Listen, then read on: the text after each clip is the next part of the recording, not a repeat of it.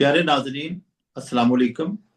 Programme पसे पर्दा में मुल्क के नामवर माहिर आईन कानून और सियासी तजियाकार मोहम्मद अजहर सदीक के साथ अकरम राई आपकी खिदमत में हाजिर है। आज के मौजूआत में सर फहरिस्त मौजू इस्लामाबाद हाई कोर्ट के कोर्ट रूम नंबर 1 में बहुत से अहम मुकदमात की समाअतों के हवाले से जो एक तफरीक सामने आई है, उस पर हम सर फहरिस्त ये मौजू पर बात करेंगे।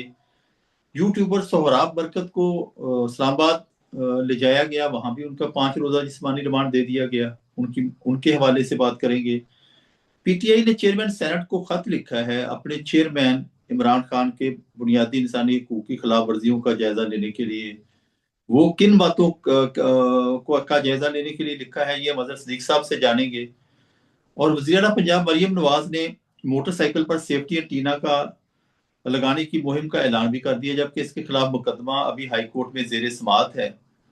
और अडयाला जेल के बाहर 6 डिग्री सेंटीग्रेड की यक बरसता सर्दी में धरना देकर बैठी हुई इमरान खान की बहनों, पीटीआई के रहनुमाओं और कारकुनों पर वाटर कैनन का जो बेदरेग इस्तेमाल हुआ है, इसके ऊपर बात करेंगे। और और यूट्यूबर रजब भट्ट की वापसी जिस प्रोटोकॉल और धूमधाम के साथ हुई है, शान शौकत के साथ हुई है, हम इस पे भी बात करेंगे। सर, सबसे पहले इस्लामाबाद हाई कोर्ट के कोर्ट रूम नंबर 1 में चीफ जस्टिस सरफराज डोगर, उनकी अदालत में तारिक जहांगीरी का केस आया तो बड़ी फटाफट समाअत हुई, ऑर्डर पास हुआ, नोटिस जारी हुए और उस ऑर्डर में अगली तारीख भी लिख दी गई।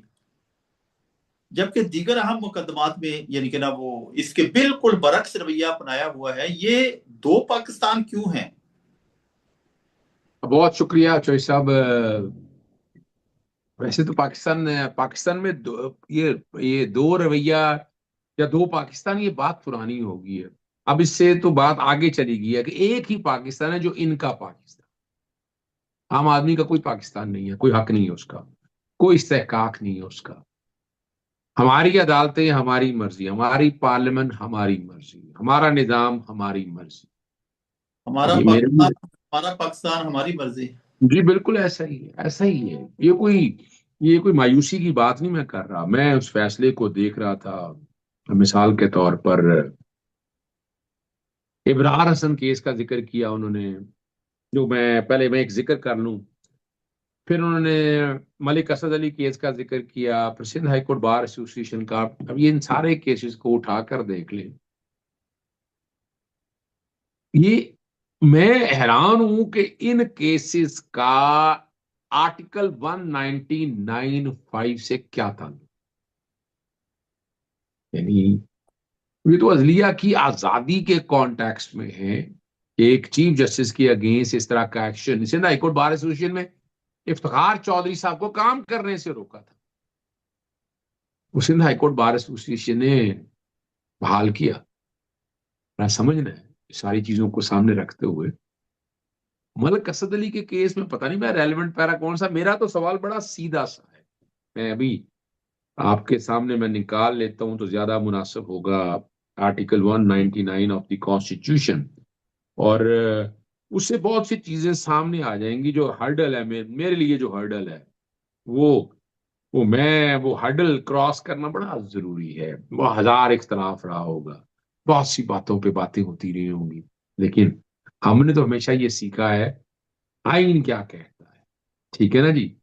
और वो जो आईन बड़ा वाजे है, अब वो, और को वारंटों का अब ये प्रिंसिपल जजिस पे अप्लाई होगा।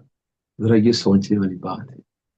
एक, यानी आप कुछ लगाना निकालना, वो सारा जो है ना, ये हमारी,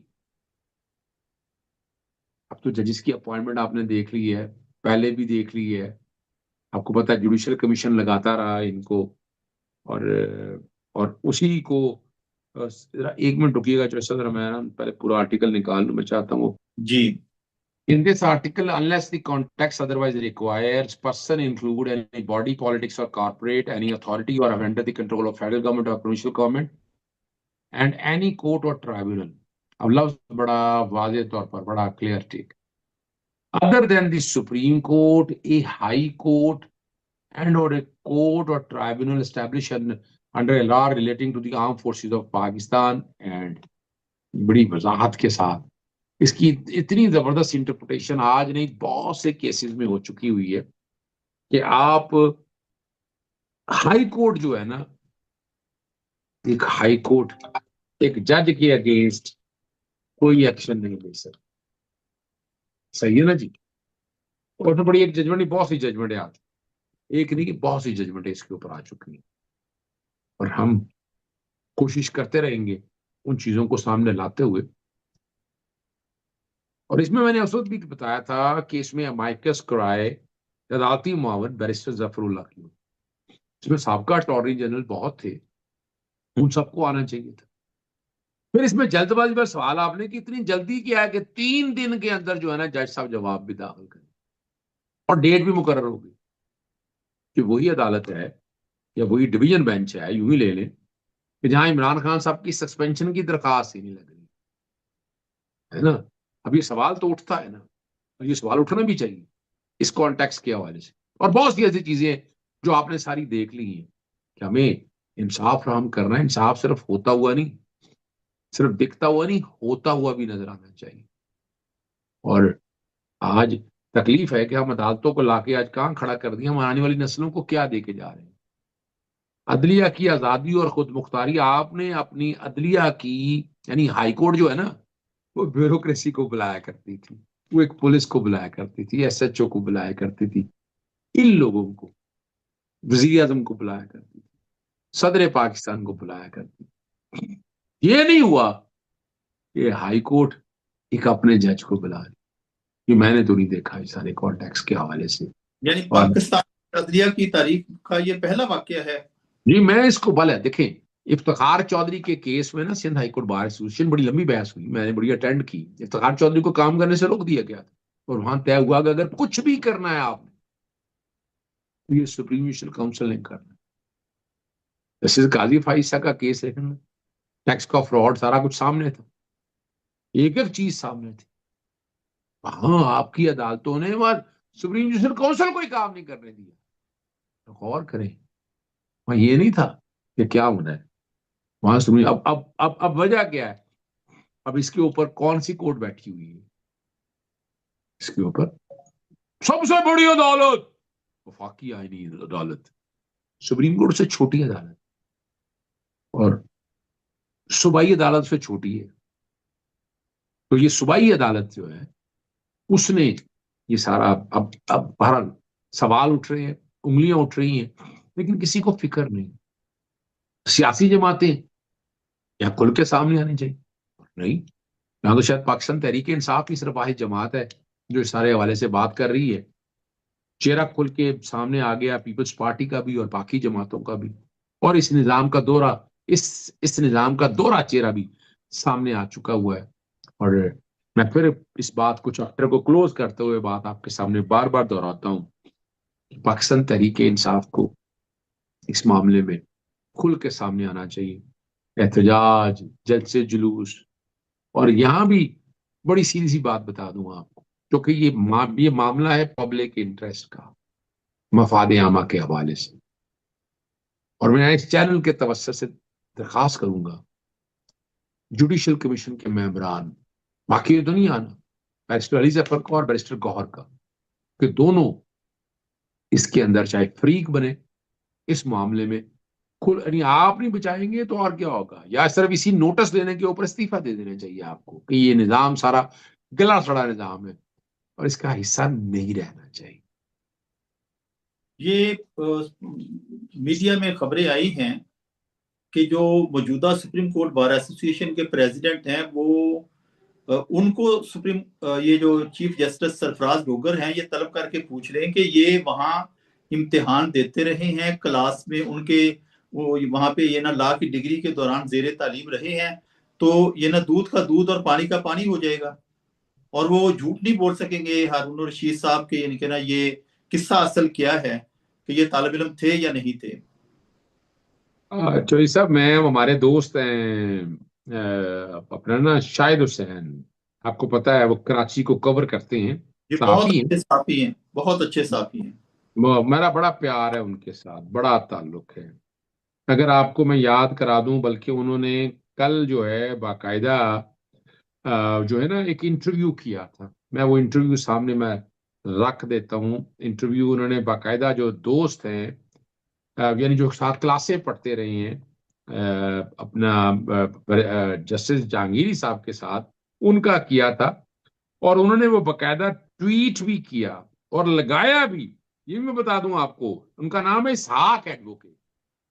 ठीक है ना जी, उनका नाम इसहाक एडवोकेट है। और उनका बड़ा जबरदस्त वो बकायदा चला भी और बातें भी, यानी उन्होंने सारी बातें बता दी। अब मैं वो लगा तो नहीं सकता आपके सामने, लेकिन उन्होंने एक एक चीज सामने रखी और पूरी। अब मुझे याद है, कराची यूनिवर्सिटी का सिंडिकेट तो फैसला दे बैठा कि जैसे तारक महमूद अली इस्लामिया ला को मगर उनके पुराने दोस्त एडवोकेट साहब की गवाही, न सिर्फ तारक जहांगीर इस्लामिया कॉलेज के तालिब इल्म रहे, बल्कि वो सियासत में भी मुतहरक थे और उन्होंने इम्तहान भी दिया था। ठीक है ना जी। और अब आप समझ सकते हो, और मैं इस आप सबको बड़े अच्छी तरह जानता हूँ, बड़े इंटेलिजेंट आदमी हैं। तो आप तो बातें और भी कर रहे हैं ना, आप भोले बादशाह हैं। आप भोले बादशाह हैं। आप कहते हैं कि आइन और कानून की पासदारी हो। आइन और कानून की पासदारी पाकिस्तान, ये ख्वाब है जी। आज ये ना वो एक और भी यानी कि ना बात इस आपके जुमले के साथ रिलेटेड थी, लेकिन हम मौजू से भटक जाएंगे कि आज इंसानी हकूक का आलमी दिन भी मनाया जा रहा है। सर, ये जो सिंध हाई कोर्ट का फैसला था कि जिसमें रिपोर्ट तलब की गई थी और रजिस्ट्रार कराची यूनिवर्सिटी, उन्होंने जवाब दाखिल करने के लिए ये ना मोहलत मांगी थी। फैसला वो पहले दे चुके थे कि जाली डिग्री है। तो एक तरफ सिंध हाई कोर्ट की कार्रवाई और दूसरी तरफ इस्लामाबाद हाई कोर्ट की कार्रवाई, ये इतना बड़ा तजाद कैसे, यानी कि ना इसको, इस बैरियर को कैसे अबूर किया chief justice Islamabad high court ने? अब वो कहेंगे जनाब वो भी एक डिवीजन बेंच था, मैं भी एक डिवीजन बेंच हूँ। ठीक है ना जी, एक छोटी सी बात है ना। वो स्टे हुआ था, उसने स्टे किया हुआ है। हमारे यहाँ तो लॉ ऑफ कंसिस्टेंसी और ये बड़ा रिगार्ड होता था इस हवाले से, इस चीज का, और होना भी चाहिए था। ठीक है ना। और वैसे तो आपको पता है आजकल सुप्रीम जेल भी चला जाता है कोर्टों के अंदर, तो यहाँ भी चले जाना चाहिए। इस्लामाबाद हाई कोर्ट ही चली जाती है सुप्रीम कोर्ट में। मैं रजिस्ट्रार की बात कर रहा हूँ। जी। वो वही चला जाता। वो कहता जनाब ये दोनों केसेस लगे हैं, किसी एक कोर्ट में ट्रांसफर कर दें, या इस्लामाबाद हाई कोर्ट सुन ले या सिंध हाई कोर्ट सुन ले इसकी। ये कौन सी मुश्किल बात है, लेकिन करना किसने है। वो अब और स्पीड देखे ना, स्पीड देखिए, स्पीड से अंदाजा हो जाना चाहिए। तेज रफ्तार इंसाफ जो है वो तो अवाम का मुतालबा है कि तेज रफ्तार इंसाफ जो है वो हर घर के दहलीज तक पहुंचाया जाए। तो आप खुश नहीं है कि तेज रफ्तार इंसाफ मिल रहा है जस्टिस तारिक जहांगीरी को? जस्टिस तारिक इनको तेज तरीन इंसाफ मिल रहा है। जी। अच्छा अच्छा अच्छा अच्छा अच्छा अच्छा अच्छा अच्छा।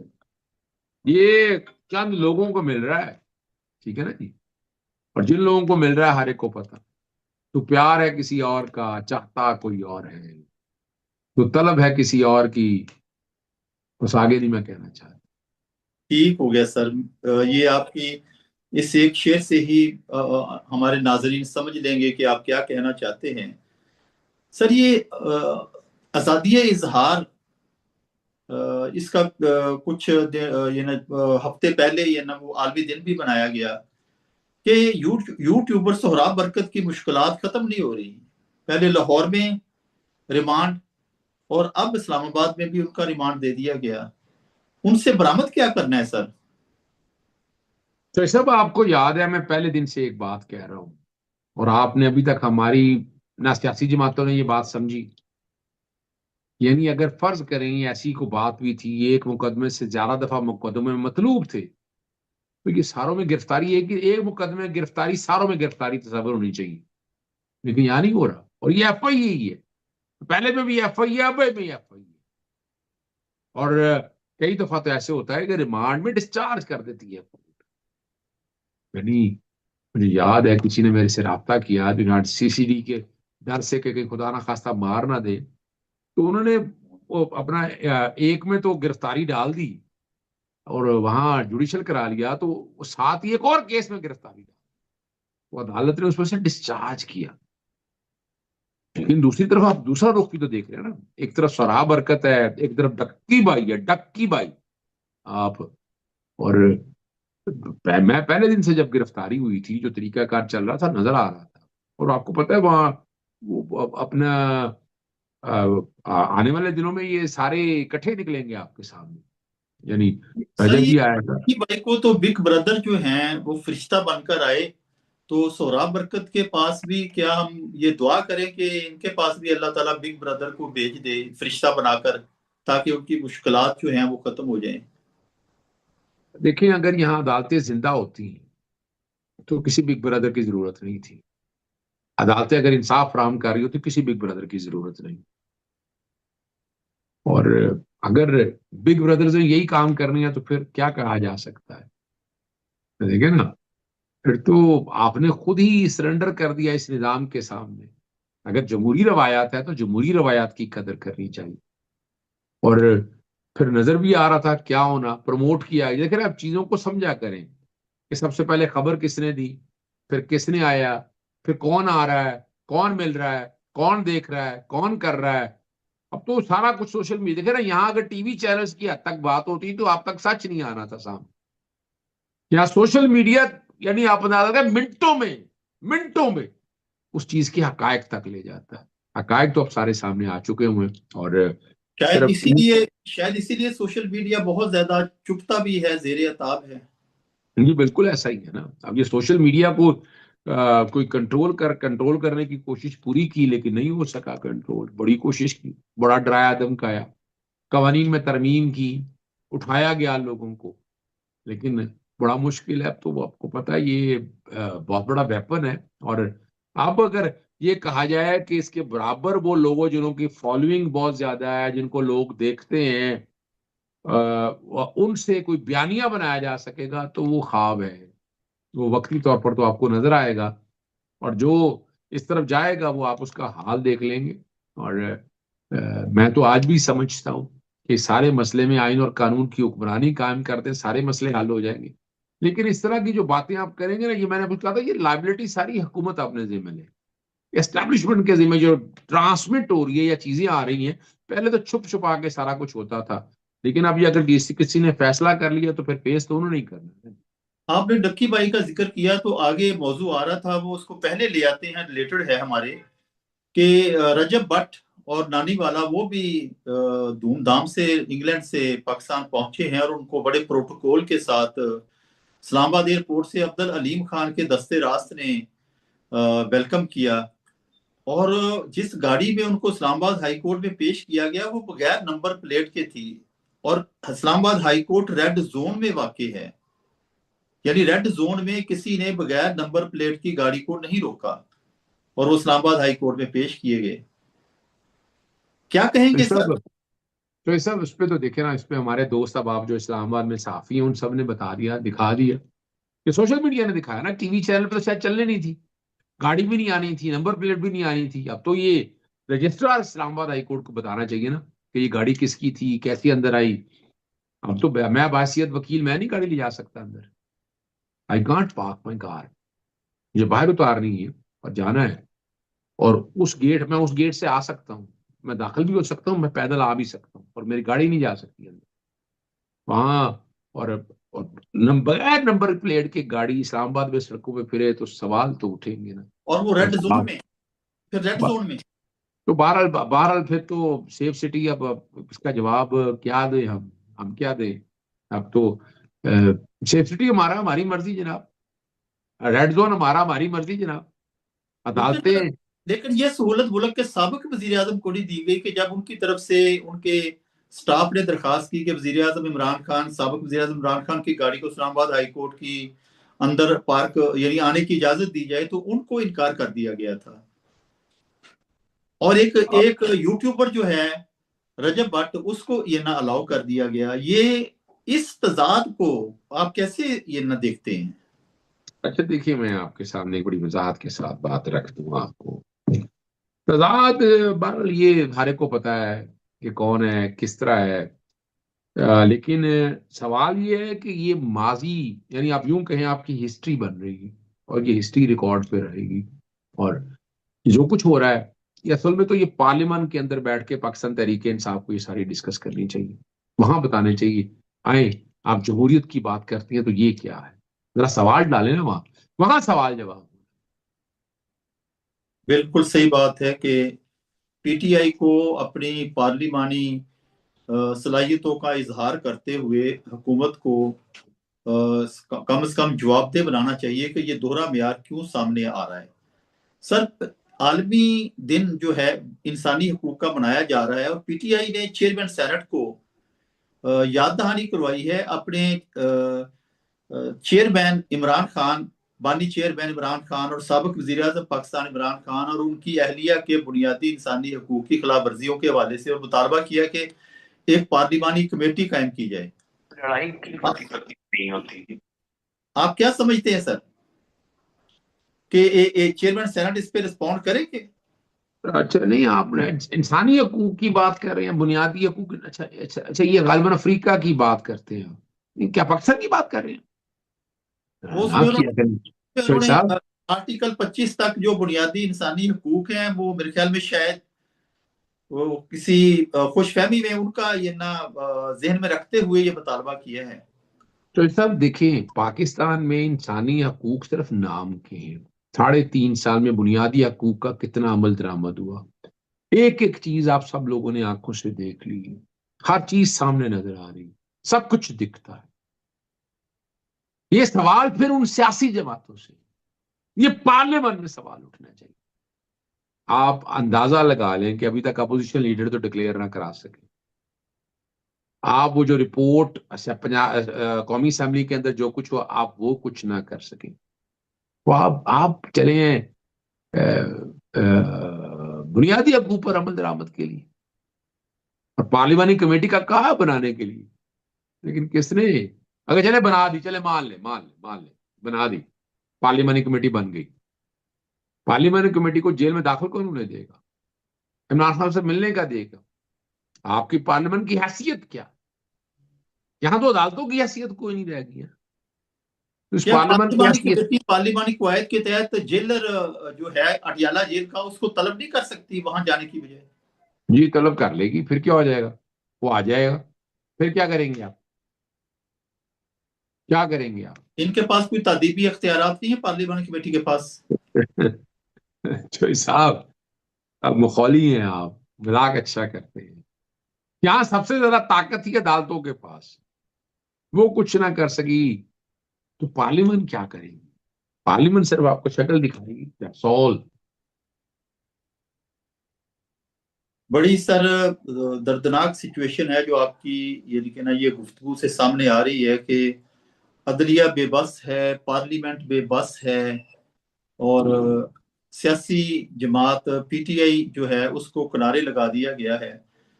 सर, ये एक बड़ा दर्दनाक मंजर रात देखा पूरी दुनिया ने सोशल मीडिया के जरिए।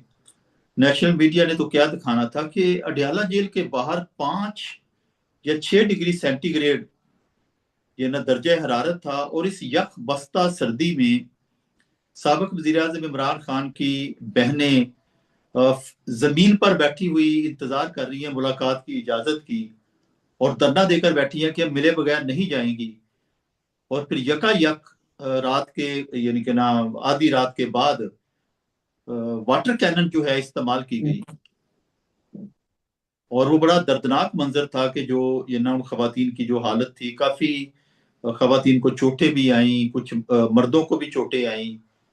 क्या कहेंगे सर कि ये इंसानी हकूक के आलमी दिन के मौका पर हमने दुनिया को पाकिस्तान का कौन सा चेहरा दिखाया है? पाकिस्तान का जो चेहरा है वही दिखाया है ना, पाकिस्तान का चेहरा तो अब सबके सामने है ना, कौन बोल रहा है यहाँ? यहाँ पाकिस्तान के अंदर इन बुनियादी हकूक की तंजीमें बोल रही हैं। एक दौर होता था, आसमा जहांगीर से बड़ा मुखालफत रहती थी मेरी, अब तो उनकी भी जमात, उनकी कहाँ है वो लोग सारे, उनकी वो अपना जमात को, यानी उनकी एसोसिएशन को भी तो आगे आना चाहिए, उस वो तरह आसमा दो चार जहांगीर टीवी। फाउंडेशन सालाना प्रोग्राम करवा देती है लेकिन उनके फलसफे के ऊपर हम बाकी सारा साल खामोश रहती है।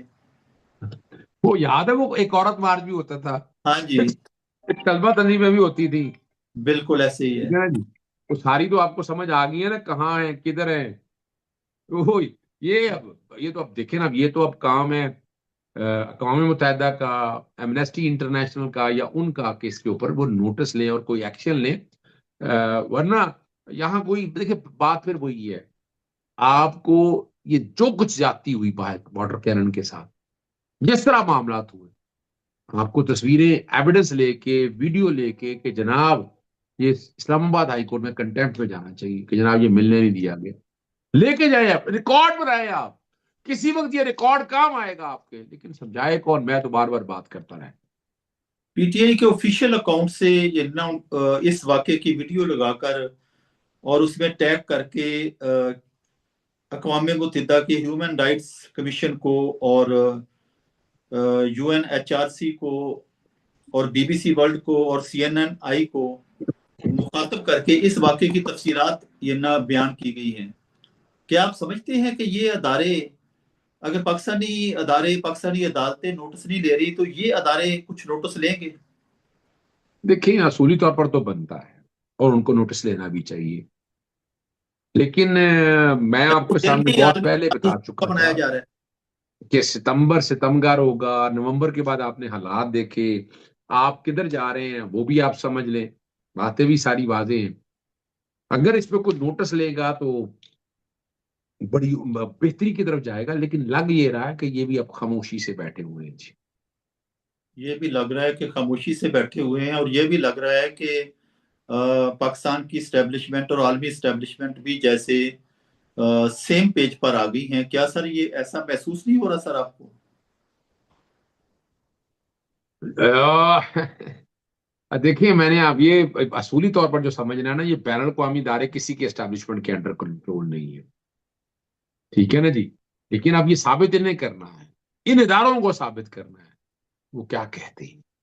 जाहिर लग यही रहा है कि ये जुल्म ज्यादती के साथ शायद ये कंप्रोमाइज कर चुके हैं। जुल्म और ज्यादती के साथ शायद ये अदारे कंप्रोमाइज कर चुके हैं।